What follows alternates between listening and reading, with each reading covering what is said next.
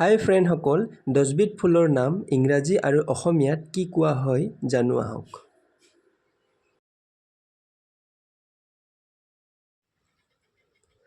1 number hibiscus. Hibiscus মানে হ'ল জবা ফুল। 2 নম্বৰ লটাছ। লটাছ মানে হ'ল পদুম ফুল। 3 নম্বৰ ৰ'জ। ৰ'জ মানে হ'ল গোলাপ ফুল।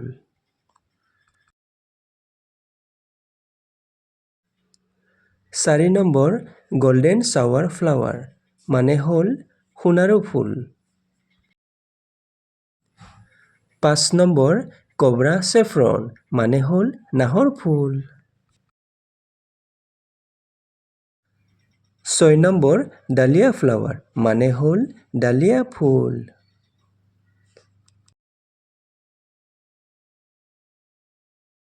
7 নম্বৰ টিউবৰ'জ মানে হ'ল ৰজনীগন্ধা ফুল।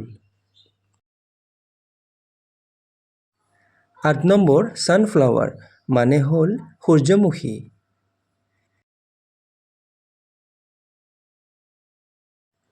9 নম্বৰ মেৰিগ'ল্ড ফ্লাৱাৰ মানে হ'ল নাৰ্জী ফুল।